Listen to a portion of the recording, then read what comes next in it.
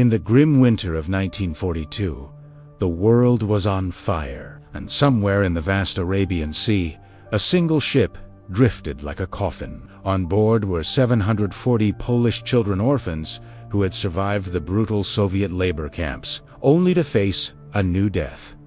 Rejection. No country wanted them. Port after port, the powerful British Empire, dominant power of the time, closed its doors. The message was cold, simple, and final. Sail somewhere else. They are not our responsibility. Food ran out. Medicine ran out. The hope that had kept them alive was a dangerous luxury they couldn't afford. 12-year-old Maria held her 6-year-old brother's hand, a silent promise to her dying mother that she would protect him. But how do you protect someone when the entire world decides they don't deserve to live? For weeks, this ship of ghosts was turned away, rejected by Persia, rejected by Karachi. The children, already traumatized by the horrors of war and the loss of their families, were now facing starvation at sea. They were a problem nobody wanted to solve. A statistic, a footnote in a global conflict that had already claimed millions. Every sunrise brought only more hunger and more despair. The British authorities were clear. These children were not their problem. As far as the world was concerned, their story was over. Then, the news reached the small palace of Navanagar, in Gujarat, India. The ruler was Jam Sahib Digvijay, a small prince in a British-dominated empire. No real power over the ports, no obligation to intervene. His advisors informed him 740 children are stranded at sea after the British refused them entry. Digvijay Singhji asked quietly, "How many children?" 740, Your Highness. A brief silence hung in the air. Then the Maharaj spoke. His words were a defiance that would echo through history. "The British may control my ports, but they do not control my conscience." He cut them off. "Then I will face them." And he sent the message that saved 740 lives. "You are welcome here." This wasn't just an act of charity, it was an act of defiance. The Maharaja used his influence and diplomatic channels to pressure the British War Cabinet. He argued, he pleaded, he demanded. He made it clear that turning away helpless children was a moral failure he would not be a part of. While the most powerful empire in the world looked away, this one man, with his limited political power but limitless humanity, decided to stand up. He didn't just offer them a port, he offered them a future. His decision was a single candle lit in the suffocating darkness of global indifference. In August 1942, the ship entered the port under the relentless summer sun. The children disembarked like shadows, too weak to cry, trained by grief to expect nothing but pain. The Maharaja waited for them at the docks. Dressed in white, he knelt to meet the children at eye level, and through translators, he spoke words they had unheard since the day their parents died.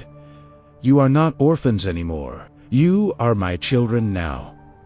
I am your Bapu, your father." He didn't build a simple refugee camp. He built a home. Imagine the scene. These children, who had only known fear and loss, were greeted not by guards or officials, but by a king who called them his own. They were exhausted, sick, and terrified, but for the first time in years, they saw kindness. The Maharaj personally oversaw their arrival, ensuring each child was given food, water, and medical attention. It wasn't a bureaucratic process. It was a personal welcome. In that moment, on that dock, 740 broken hearts began to heal. The man they would come to know as their Bapu had kept his promise.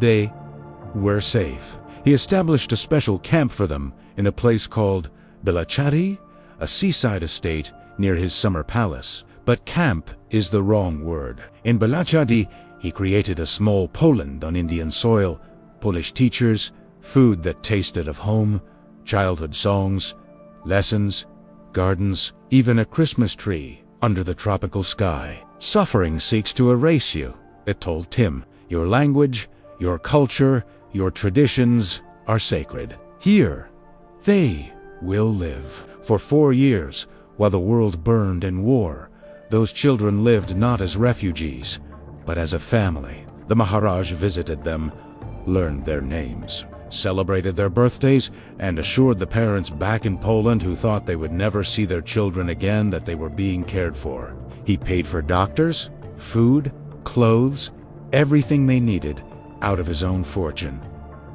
The level of detail was incredible. He ensured they had a Polish language library, a chapel for their Catholic faith, and even scouts and guides programs. He didn't just save their lives, he saved their souls. He made sure that the trauma they endured would not define them.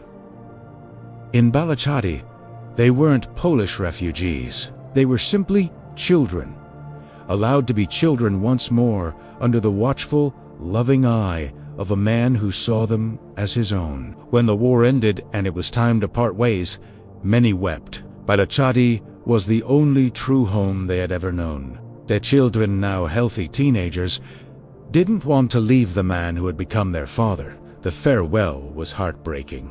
But the Maharaja had prepared them for this day, for their future. He had given them the strength to step back into the world. Today, those children grew up to be doctors, teachers, parents, grandparents. In Poland, squares and schools bear the name of Jam Sahib Digvijay Singhji. He received the country's highest honors, but his true monument is not made of stone. It is 740 lives, and those lives still tell their grandchildren the story of an Indian king who, when the whole world closed its doors, looked at their suffering and said, "Now you are my children." This is a story about the power of one person's conscience to change the world. It's a reminder that in our darkest hours, true leadership isn't about power or politics, but about compassion. The legacy of the good Maharaj lives on, not just in Warsaw or Gujarat, but in every act of kindness that chooses humanity over indifference. Thank you for watching. If this story moved you, please share it so that the legacy of Jam Sahib Digvijay Singhji is never forgotten. Don't forget to like and subscribe for more stories that inspire.